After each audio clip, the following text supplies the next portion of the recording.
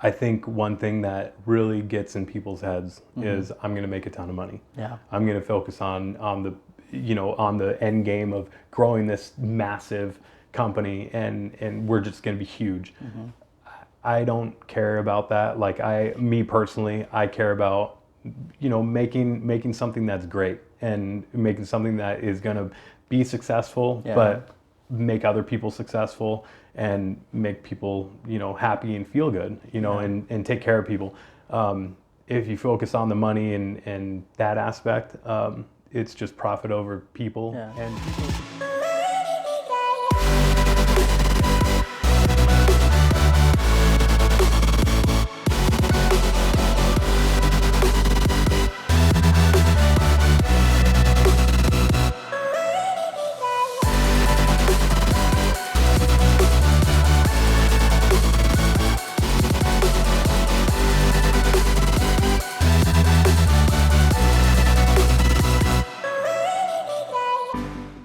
What's going on, everybody? Today we're here with Jonny Weber. And Jonny, with you, I mean, how can I put a title? You're creative, out-of-the-box thinker that has a business that I was shocked to hear about, that I could not believe someone could even do this, right? Tell me about your business. Tell me what you do. So I'm one of the owners for Arizona IV Medics. We are based out of here in Arizona, obviously, but we are statewide. We're a mobile IV hydration company. So we do IV therapy for patients anywhere from, a migraine, flu, any cold symptoms, something like that, to dehydration, to the typical hangover.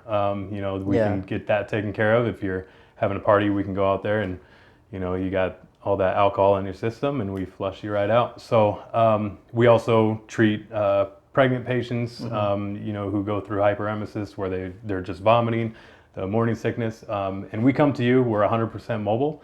Myself and my business partner, Matthew Heaston, he's the one that kind of brought me into this type of business and about 3 years ago. So we opened it up about 3 years ago, and it's been going strong and kind of gained a lot more traction now that more people know about it. Yeah. It's normally you see it like on some reality TV shows where they've done the IV hydration at home, and some people are still like, oh, that's super taboo. It's kind of weird. It's dirty in your home, but you get IVs on the side of the road all the time through EMS, through the ambulance and fire department. And you're all over the place, and we're actually very clean. We use sterile techniques. We're all of our nurses and paramedics are highly trained and highly skilled, and we come to you and get you feeling better. And See, that's the weird thing, because even during like music festivals, right? Like any type of music festival, you have these stations, right? And in these stations, you have the people that are going to give you an IV, and you feel good just knowing, like, oh yeah, if I overdo it, or if I get too tired, they have IVs there. When that's probably way worse. Yeah. Like I mean, on a sanitary level, that's probably not as sanitary as being in your own house. But it's funny how people will say it's so dirty you only get it in the hospital, but the hospital is one of the dirtiest places that you can ever go to, because there's so many different viruses there and so many different illnesses and sicknesses. You go in there for your flu. Let's say a couple years ago is when our business really jumped up, is because the flu was so bad 2 years ago that one of the hospitals, one of the nurses called us and said, hey, we're going to send you a bunch of people in our triage area, because there are so many people backed up in there, and we had the means to take care of them, that they're just dehydrated. The flu was just taking it out of them. So they're like, hey, we need help. So we're like, all right, cool. And if you brought your family member into the hospital for that 4 hours, 6 hours, however long you're going to be there, you're going to get the flu. If you don't get it from your spouse or your significant other or your kid or something like that, but then you may not get it from them. You can kind of fight it off. But if you go into a hospital where there's this type of flu, you're going to get that sickness, and it's just a lot more dangerous to put yourself in that environment. So when we come to you, we are the ones coming to you, and we're going to take care of you, and we obviously don't come to you sick. So we take care of you and get you all hooked up and hydrated, and vitamins and meds, and that was what you were kind of saying, is that for pregnant women especially, like if you're pregnant and you just start like throwing up all the time, the hospital really isn't the best place for you. Yeah, and we basically give most of the same medications that like Zofran for the anti-nausea, and then the fluids are one of the biggest things because when you're dehydrated, you're gonna take longer to get better. When people have the flu or a sickness and your body is dehydrated, you're just gonna be. I tell people it's kind of like a sponge that's kind of drying out. It's not all the way, all the way dried out, but it's just kind of sitting there on the counter. It's kind of drying up, getting smaller, shriveled up. I mention that to people, especially with food poisoning. Their stomach gets kind of like pulled together, and then like literally probably about 10 minutes after they get an IV and it starts going through their system, they just sit back and like usually they're just like not feeling good, and then they just kind of sit up and you can see it happening. So it's really, really cool. So why is that? Because I'm actually really interested in that, because when you're sick and you like stomach flu and you put water in there, it doesn't feel good. No. So an IV actually fixes that. Because it goes through your entire system, all of your organs, instead of through your belly, which your stomach is going to be, it's already not feeling good. It's been working super hard. It's already empty, depending on what type of sickness you got, and it just slowly, breaks you down and just makes you weaker. So when you do get that IV fluid through your organs, through your stomach lining, it's not as much of a hit to your gut where you're just like, oh man, I'm gonna throw that back up, or I just don't want to drink it, or something like that. So it just goes immediately to you, and you retain all of it.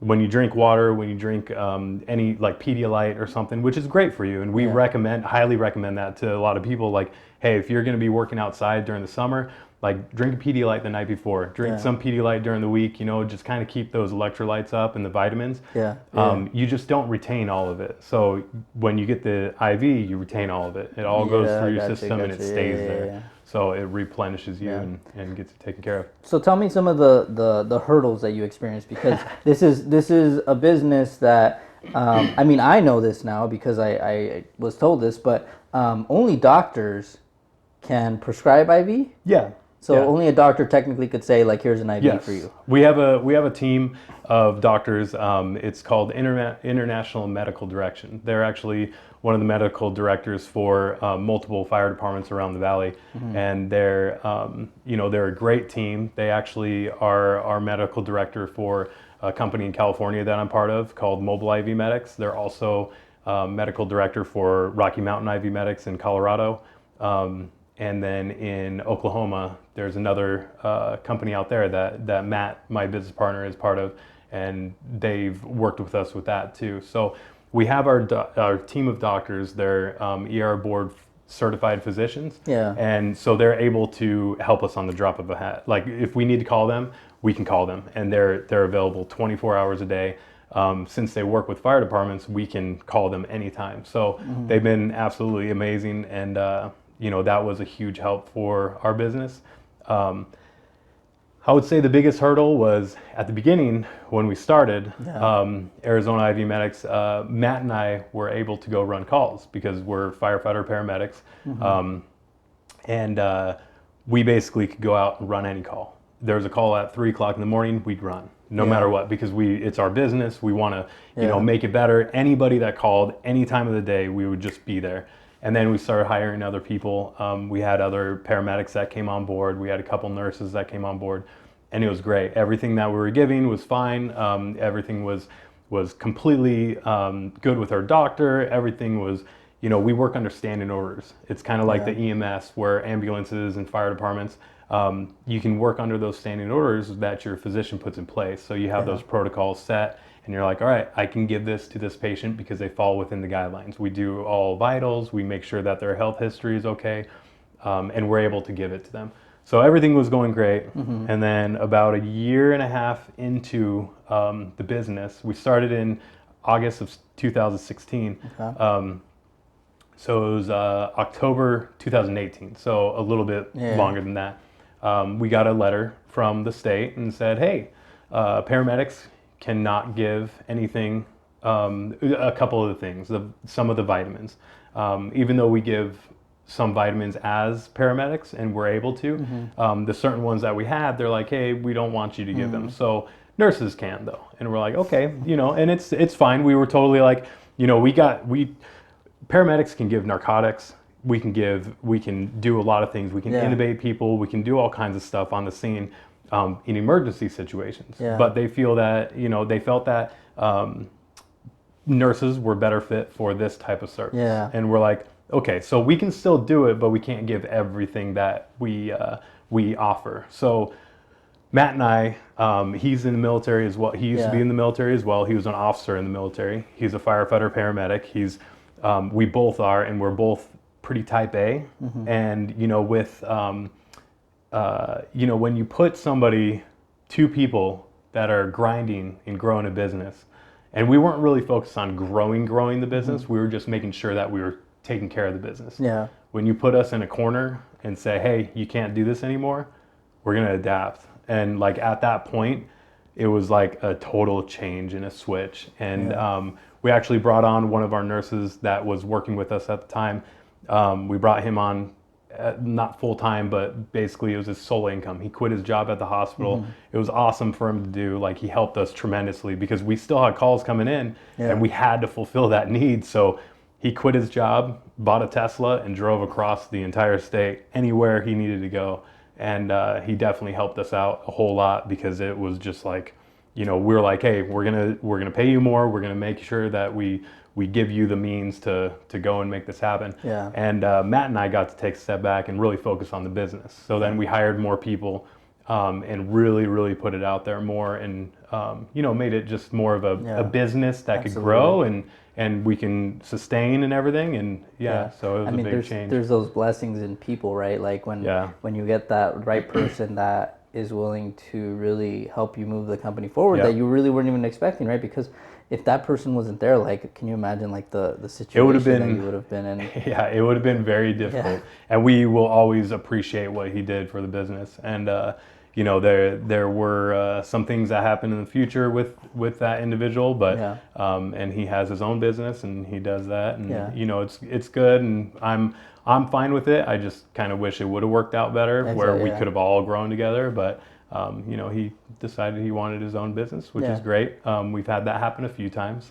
We started out and we were probably the second or third. Well, when you show a person the reality of not needing a job, you know, like, exactly. He's like, hey, might as well do this. And he was very good at what he did. Awesome at what he did. And you know, we'll always appreciate that. But you know, now we're competitors, and you know, healthy competition is great. I like Ed. He was on your show recently, and he spoke about, you know, being in other people's sub shops, and he has the Firehouse subs in Surprise. And I think that's great. Like, working together is fantastic. I wish we could have like an IV therapy team meeting with all these companies, meet up in one spot and just brainstorm to how we can do things better and safer, and make the public know that we're doing it right, we're doing it correct. And I feel like Arizona IV Medics, we're trying to be that, like the standard for the state, because it's not going anywhere. And we were probably the third mobile IV company in the state, and now there's about 25. Wow, they grew quick. Yeah. Five came from us, I believe. So tell me, with this, because like I'm interested in knowing like who or for what situation would you call it? Like, because this seems like it's like almost for the everyday person, right? Yeah. But the everyday person might be like, well, one, it's going to cost a lot, right? That they're like, that's probably the biggest fear. And then the second thing is going to be like, well, am I going to be like on some sort of a record or something because I had a doctor or a nurse come to my house, you know? So like, what's those myths that people have about this, like those misconceptions, and when should they call versus definitely going? So we definitely have those questions. You know, a lot of people are like, oh, it's expensive, and our prices start at $100. That's just for a plain bag of saline, and gets people out there. So if you're dehydrated and you need plain bag of saline, we can do that. Lactated ringers is another type of fluid that we can actually administer. But when people call, we try and explain to them, you know, what they would need according to like what they're going through. The Myers cocktail is our number one thing, the most common that we like to administer to people, because it has B complex, which is B1, 2, 3, 5, and 6. It has B12 in it, glutathione. vitamin C, zinc, and magnesium. So you throw that all in there, and it's just like it's like a Pedialyte in a bag. And you're like I said before, you're retaining all that. That's and it's the biggest thing, right? Yeah, it just helps so much. And Yeah. we try to keep the prices down. That's 175. It's normally 225, but with the flu and sicknesses and time, we dropped it to 175. And we try and make everything as close to or less than like a copay. Yeah. But you're doing it at home. I was saying 175. That's for them to come and admit. Yeah. There's no added fees. Yeah, it's not ridiculous. too bad. Yeah, and it that's makes ridiculous. you feel good too. It makes you feel great. You know, obviously we don't say that we cure the flu. Yeah. You don't cure the flu, but you'll increase your you'll decrease the time that it takes you to get over it, and it makes you feel a whole lot better. So it treats the flu symptoms. Yes. So if you're like a mom, stay-at-home mom, stay-at-home dad, you know, you got kids running around and stuff, and you're just like, I'm so torn up and I cannot do anything, you know, and you just have to do stuff. You have to run errands. You can't afford to be sick. You can't afford to be away from work, and obviously we don't want you to go to work when you're sick, but it'll speed you up getting better. And you know, we have 100%, you know, there's wood around here, I'd knock on it, 100% 5-star rating in the 3.5 years that we've been open, and on all forms of, you know, Facebook and Google and Yelp. Like you can't manufacture those. Obviously you can have your friends and, you know, things like that, and they can post for you, but you can't take them away. You can't delete them. You can dispute them, but we've never had to do that. So it's been really, really good, and it's because of our team. Like the nurses that we have are, they care. Yeah. Like we try and pay our nurses as much as we can. And how do you find a group of, because like that's going to be a crucial part of it, right? How do you find the group of people that are going to care about your company? How do you find that right group? You know, that's really hard to find. You know, I put my heart and soul into everybody that I try to, and it's tough when, you know, you get taken advantage of, and it has happened to us before. You know, but we can't hold that against everybody. Like if one thing happens, doesn't mean you have to push that on to somebody else. I'll always trust people until they mistrust. Yes. I mean, abuse that trust. Yeah, you can't take it out on this person because this person. Exactly. And you know, I don't know if you know Dale Partridge. He's a author, and he wrote a book called People Over Profit, and he has a podcast and stuff. He's one of my people that I look up to, and he wrote a book called People Over Profit, and he just kind of went through like different eras of businesses, how like Walmart, like it started as one of the most loved businesses out there, and today it's one of the most hated businesses out there. Like not the business itself, but you know what I mean? Like it's the most, like people don't like working there, and things like that, and just how it changed over the course, and how they had their focus was people, were people at the beginning, and then it turned into profit. And so people just changed, and the whole basis of his book is if you treat your people well, if you pay them well, if you appreciate them, your business is going to flourish. And I've always believed that. And even before I read his book, well, listened to it on Audible, but you know, it's such a good book to where you just understand that, like, you don't have to fight to get the right people, because if you treat them right, they're going to treat your business right, and they're going to treat the people right. And especially in this type of business where you're dealing with people and at their time of need, when they're sick, you know, we treat hospice patients at the last days of their life. You know, the families, you know, they know that gotta be rough. and it's tough. We've lost, you know, we've had patients that we've been treating, and excuse me, I know they're on hospice. They have, you know, there's things that they're going through, and the family just wants them to have a little bit more energy in their last days, you know, with them, and they'll, you know, have their family come in and they'll get an IV, and you know, it makes us feel like, you know, the hangovers, the parties, those are easy. They're fun. They're fun to be at and things like that. But the other ones, they really, like, our nurses will talk about it all the time, and they'll just be like, man, that call was just very, like, it hit me. Like they tugs at your heartstrings and stuff like that. You know, they get invited to the, you know, weddings, funerals, you know, things like that, to where they they became a part of their Yes. family. And this is the type of service that you're helping, and the patients and the families are just very grateful for what you can do, because they don't have to go into the hospitals, cancer patients that we go to. And a lot of people, we get a little bit of hate on Facebook because we post a lot of, the hangover patients. But we've always chosen to not exploit illnesses and sicknesses and diseases and things like that. Like, we're not going to put a cancer patient up on our Facebook and be like, look, we can fix you. We don't want to do that. And we don't want to put it out there to where we're like exploiting that. That's something that they're going through. If we're going to get a little bit of attention on Facebook for marketing with, people at a party or something like that, it's what we chose to do. And we just never would feel right to kind of draw that attention to somebody who's going through something serious. But absolutely. So I know you're out there, the business people that are out there right now listening to this. I don't endorse this, but I know you're working 14 to 20 hours.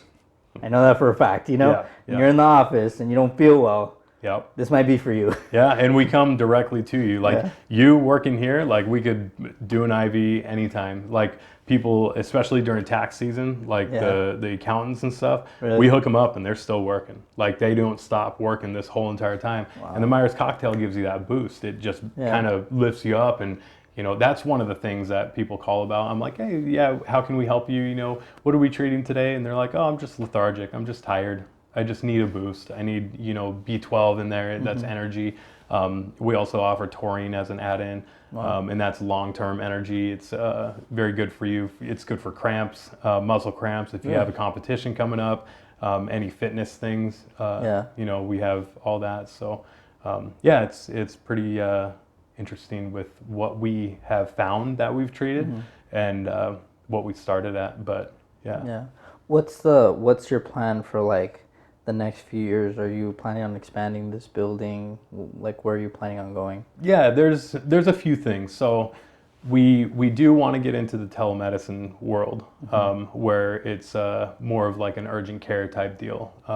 If there's you need a strep test or a flu swab or something like that, to where you don't have to go into a clinic, into the urgent care, and we want to have that ability to bring the doctor to you, and get your medication that way, get your prescriptions that way.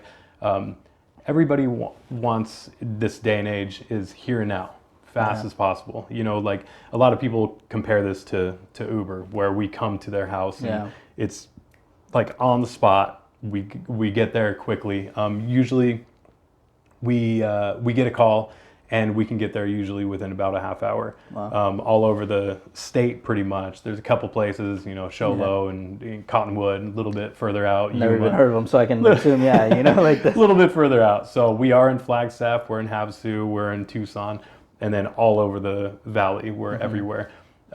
We have a bunch of nurses available, so you get there quickly. And with the mobile type urgent care deal that we're looking into, we haven't solidified anything yet, but we do want to get into that space, because it's one of those needs that people, they can't go to the urgent care because they have their kids, or they don't want to expose them to anything like that. So we can do a little bit more that way. And we're IMD is International Medical Direction is helping us out with that. So it's been pretty cool to see what our plans are. And then obviously we have a couple other businesses in in other states, in Colorado and California and stuff like that. But that's there is a need. We didn't realize that it was going to be this big of a need. I actually quit my job sort of as a full-time firefighter on July 4th. So I celebrated my independence on Independence Day. It was kind of cool. It was my last day. And I still work. This July 4th, the one that just passed? Oh, wow. So I've been, I was a firefighter paramedic for 15 years. And I worked down at the bombing range down south near Gila Bend, Barium Goldwater Range. And I still work there. I'm part-time. I haven't worked there for a little bit because I got a beard. You got to wear the mask. So I have that off. But I am going back there at the end of the month. But it gave me the liberty to be able to, I call it semi-retiring because Yes. obviously I'm not retired, Oh, but yeah. from the fire Yeah, service, yes. it's hard to get back in as a Yes. full-time firefighter. And you know, I kind of moved from that field and you know, did it for a while, and I love it, but it was time to focus on the business and focus on my family, and that's what we made that decision. But that's what I really appreciate about the people that I bring on here, right? Because you went from something that a lot of people consider a success, which is a firefighter, right? But you can say you're leaving that, right, which can be a very, very big accomplishment as it is. Yeah. And you're saying I want to spend time with my family, but it's not like you're leaving it into the comfort of your own, like, okay, well, I'm going to be with my family and become an accountant. Yeah, Or leave my sure. family and go to a government job. Like, you're going into something not only that is ambitious, but that is also helping other people. So it's like you left one thing for another, and that's the thing, is that, like, for some reason the people that we bring onto this show somehow always find a way to help other people.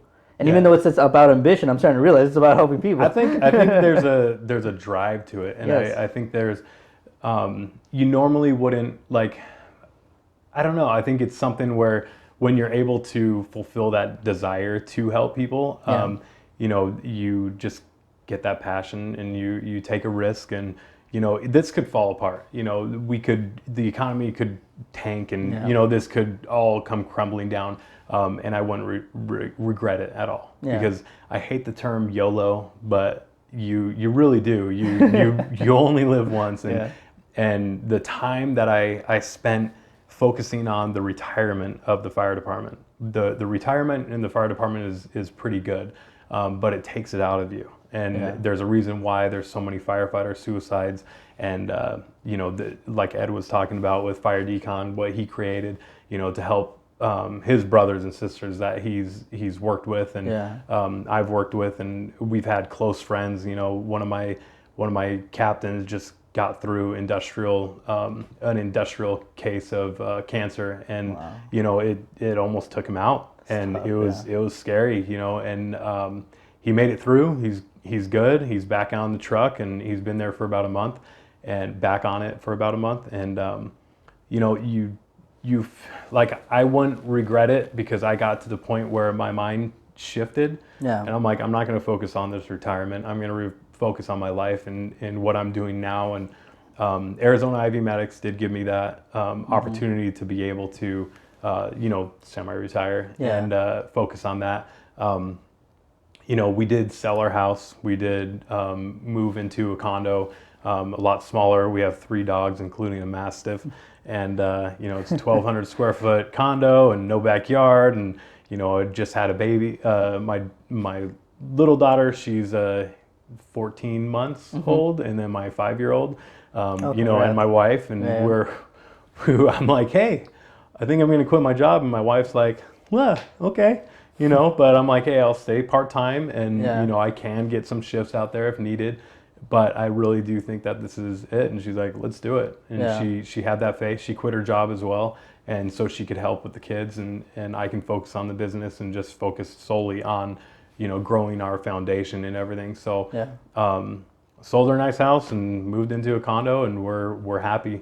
We're not, it's not about, you know, and it's so cliche to say about the stuff or anything like that. Like, I don't care. Like, if this business made me stay in the condo, we made just enough money to scrape by and go through life, I'd be fine. Like, that's all I'm happy with what we're doing with helping people out there that don't have the means, or can't get to the hospital, or things like that. And then the people that we work with, you know, all of our nurses, they're working with us, and they're like I said, they're amazing. They do they really put their heart into it, and they care about the patients, and the patients, it's just, everybody that we treat is just so overwhelmingly, like, thankful. And they write us all the time and text us back, or text the patients, I mean the nurses themselves, and it's just really cool to see.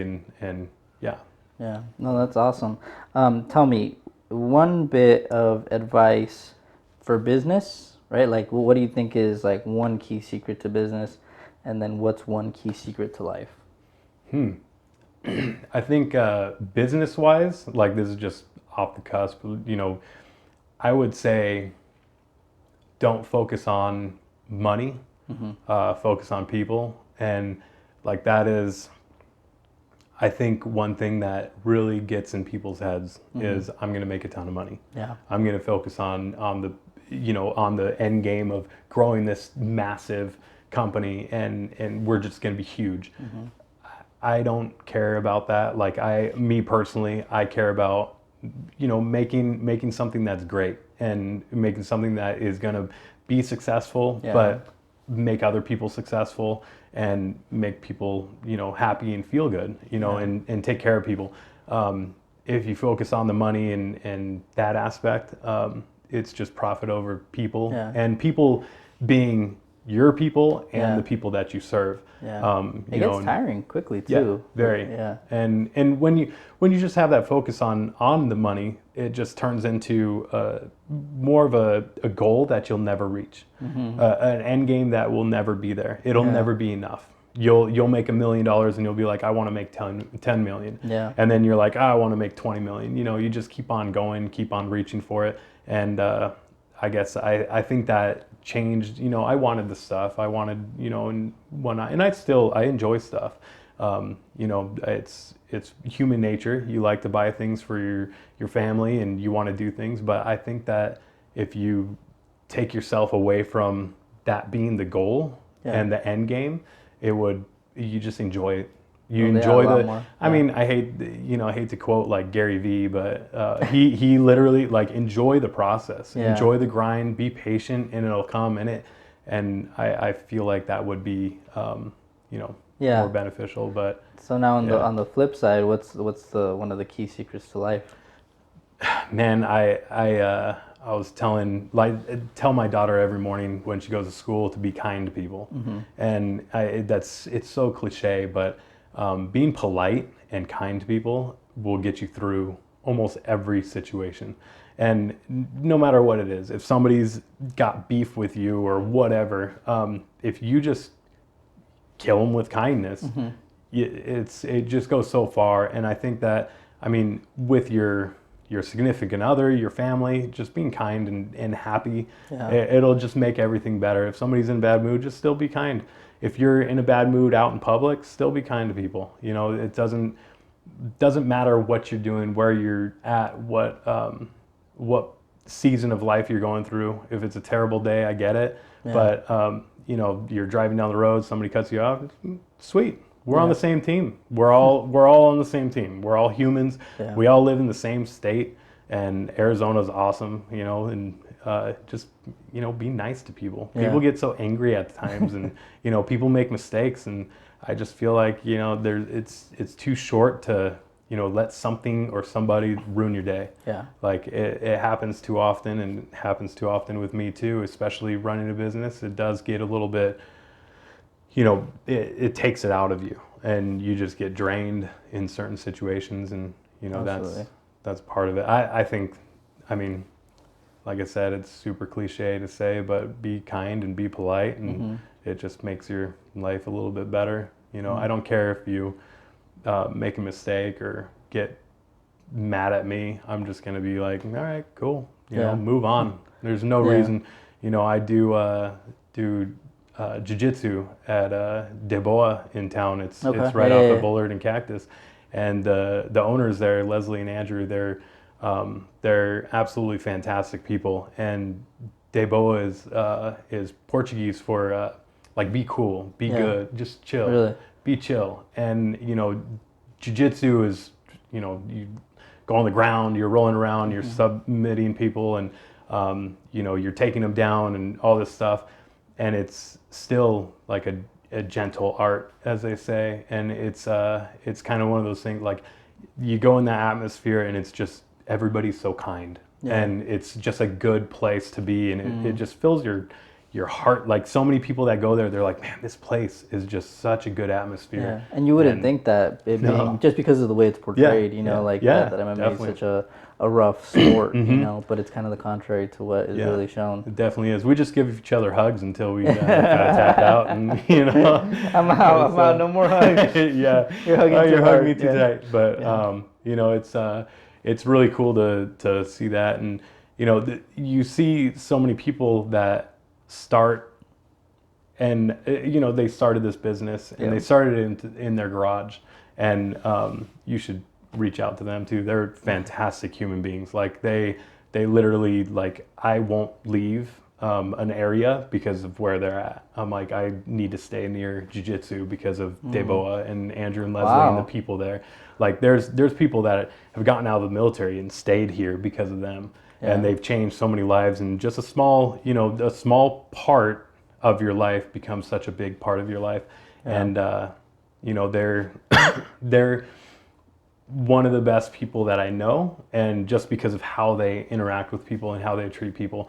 And it's the same thing with so many people that when they start a business and they keep their mindset straight and their goals at, you know, that focus. Yeah, that focus that they want to do what's right and you know, treat people with respect and kindness. Another friend of mine in Surprise as well, he's Gathered Grounds. He's Jared. He opened up a little coffee stand, and he just started that recently. And I met him actually a few years ago, and just talking with him, I'm like, man, you should do your own thing.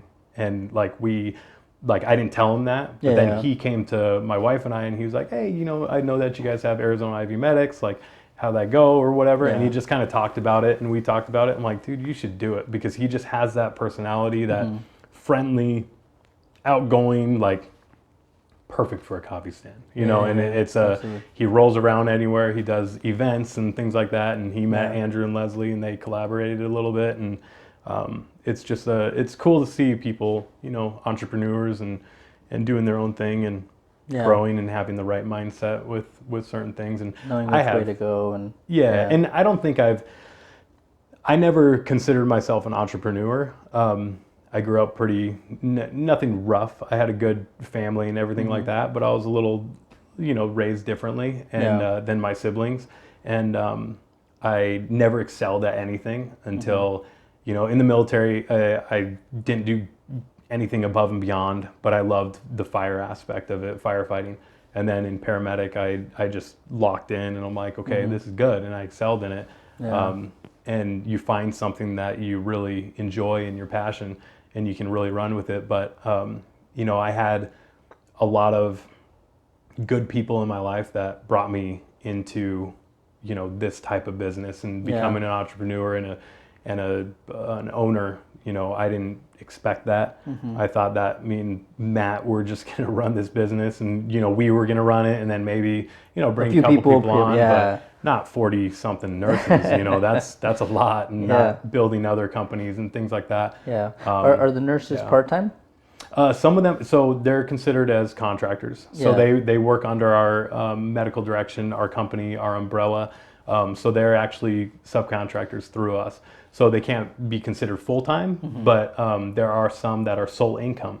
So they do work sole income. One of our lead nurses, he worked at the VA for years, and he was in the military prior, and he quit his job and went full-time with us. That's what I was going to say. You have people that are actually dependent on the business, which you were thinking like 2 or 3, and they're actually dependent on... Tell you what, that's a scary thing. It is. Yeah, you know, it's funny because I never thought of that, but I think that owning a business for most people will actually be very interesting for them to find out that when you have a business owner, right? Like when you're working for a small business and you're asking for more money, and they get so stressed out, and you're like, well, there's sales coming in and blah, blah, blah. And even though they may have 12 months of consecutive sales, right? Yeah. You never know what the sales or the money that's coming in is going to be for the next month. So you're like, man, I would love to give you that extra bit that you're asking for. But if next month tanks by half.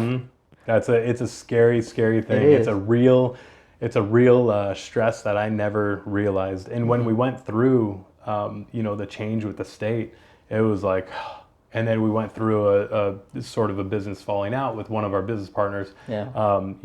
Things got changed and it dropped. Our sales dropped due to that, and it was a scary time because we have single mothers with kids, and they rely on this 100%, their sole income, and I was just like that's a scary thing. And it's like that pressure is extreme to where you're just like, okay, got to do anything in my power to. It's funny because you're used to having the lives of people in your hands, but in a different way. Yeah, that's right? Different. Right? Yeah, like, big time difference. It's like, okay, they can get mad at me. Like other people, it's like, all right, we're gonna do our job and we're gonna get it done. And we're gonna get them to safety and wherever. But doing that's it's a whole different type of stress. I would rather deal with the other stress than the stress of like letting people down. That's a scary thing. And the more people that we have, it's just like that. It is rough. But we have good leaders. We have good nurses on our team that are great at self-promoting, and that helps the business as well. And it helps their business because they technically can have their own business underneath that as contractors. So it's a good thing there. And then Matt, he's done amazing work with the business, and he's the brains behind it. He started it, and we basically talked about it together the day that we came up with it, but he did bring me into the business and made me a partner. So I'll always be indebted to him, and love the business. The business has changed my life for the better in so many ways. It's definitely gave me a lot of white and gray hair and a little balding and little sleepless nights, but the blood, sweat, and tears, as they say, it's real, and I never experienced that. Some days I'm like, man, what if we never did this? And I'd be like, I'd still be grinding it out at the fire department every shift, going out there, and I respect them tremendously for doing that because it's a rough job, and it doesn't get easy. There aren't any there's slower days, but you still have all the memories and things that you've gone through every single day. And, there's just a ton of different things that we, go through that I'm glad that I don't have to bring that home to my family anymore and hide it or bury it or just not talk about it and become a zombie for a couple days and then be like, explain to my wife, I'm sorry. I'm like, she mentioned to me, she's like, you're like a zombie. Where are you? When I was working at El Mirage Fire Department. And I'm like, what are you talking about? Like, because you don't bring your work home with you. You don't talk about it with your family. You bury that deep inside like a man, and that's the worst thing to do because it just builds up. And once I realized that you can talk about things like that and the trauma that you do go through, and realizing that it was some PTSD that you didn't really think about, because nobody knows what it's like to experience death of a child or something like that until you do. You don't know like that feeling, even though it's not your family. It's still like, it's a weird feeling to do that and to go through that. And, once I realized that, then it was like, well, for me, right. Like I was, even as you were talking, thinking like, what has he gone through? Right. Because I wouldn't have thought that you would have seen, like, I think as firefighters, most of us think like, do they even see fire? Right. And the second thing is like, do people actually die? Right. And, now that you're kind of confirming it, I'm like, wow, like there's a lot of dark things going on in my head that could actually be possible now, and it's got to be rough. It's got to be really rough. It's something that is a big problem, like that I mentioned earlier about suicide in fire departments and police as well, and nurses, everything. But there is something where you don't talk about things, you don't express it, because most firefighters, whether you be a woman or a man, you at work, you get home from a call, like we literally got back from a really traumatic call with a kid, and we pulled into the fire station. My captain, it was silent, like driving back, because most of the people had kids. I didn't have a kid at that time. and pull into the fire station, and we're about to get out and go eat our meal and stuff, like nothing happened. But we were quiet, and my captain's like, "All right, everybody good?" And I'm like, "Yep." And everybody was good, and that's it. You move on. But that still stays with you, and you just have those visions and stuff. But once you start talking about it, like I am very vocal about it now. Like when I talk to my guys that I used to work with, I bring it up, and then they start bringing it up and talking about it. And I think that like releases it, because you don't want to bring it to your family, you don't want to bring it to your wife, but you need to. Yeah, death is one of those things. I mean, I experienced the death of a family member, and I had that same thing where I never talked about it. Like in the beginning when he died, like for the first 3 days, everyone was sad and everybody. But then you kind of go through it and you never like really talk about it. Yeah. So it is one of those things that it's like it just has to be released, you know. But I can't imagine what that's like. I mean, that's got to be some of the roughest things, especially like the situation that you just said. And I'm sure that's one of many. You know, like that's just one of many that you guys have to go through. But no, I mean, I appreciate you, and I appreciate you, being a firefighter, putting your life for us. Like I mean, even though it's not just Arizona, but like literally it's everyone. It could have been you in any state. So really, we appreciate you doing that for all of us. We are at the end of the show, so I just wanted to know: is there a final thought or something that you'd like to share before we go? I kind of ended on a sad note, but whatever. It is a good thing though. But just talking about that, I think just going back to how you treat people and focus on things in life. There's a reason why in the Bible it says money is the root of all evil, and the love of money is the root of all evil, and the desire, I guess. And the way I look at it is that when you just chase that one thing, you're gonna keep on chasing it. It's never gonna fulfill you, and you'll hear countless people that are super wealthy, that are super successful, that say money doesn't, it's so just that quote, money doesn't buy you happiness, it can't.